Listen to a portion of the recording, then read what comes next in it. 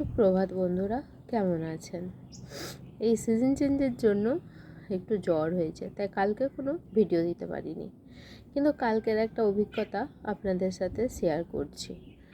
কালকে হঠাৎ আমি যখন মেয়েকে স্কুল থেকে আনতে যাই, দেখি আমার কানেরটা নেই। আমি তো খুব চিন্তাতে পড়ে যাই, সোনার কানের কোথায় কিভাবে হারিয়ে গেল। তারপর আমি বাড়ি এসে গোটাই খুঁজলাম, কোথাও পাইনি। তো মেয়েকে আবার টিউশনে দিয়ে গেলাম খুঁজতে খুঁজতে, আমি যেখানে যোগা ক্লাস করি সেইখান থেকে পুরো রাস্তা খুঁজতে খুঁজতে আসছি।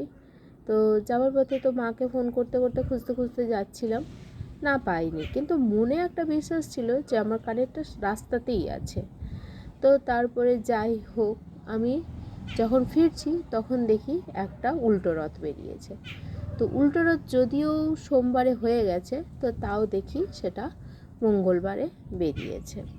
আমি জগন্নাথ দেবের দিকে তাকিয়ে আছি আর খুব কাঁদছি যে আমি যেন আমার প্রিয় জিনিসটা যেটা হারিয়ে গেছে সেটা যেন আমি পেয়ে যাই। ঠাকুর, যেভাবেই হোক তুমি আমাকে পাইয়ে দাও।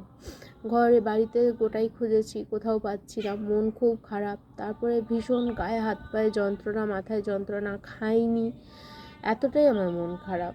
তো জগন্নাথ দেবের দিকে তাকিয়ে আছি আর ভীষণ মন খারাপ। আমি সেই নিয়েই আমার যেখানে থাকি সেইখানে ঢুকছি আর কি। ঢোকার পরে চারদিকে তাকাতে তাকাতে যাচ্ছি, তো দেখছি আমার কানেরটা রাস্তার উপরেই পড়ে আছে।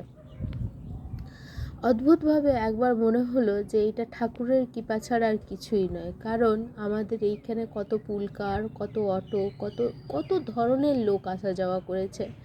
একটা সোনার কানের রাস্তায় এইভাবে পড়ে থাকা, সত্যি আমি এটাকে বিশ্লেষণ করলে এক কথায় আমি বলবো, আমার ভগবান আমাকে এটা ফিরে দিয়েছে বা পাইয়ে দিয়েছে।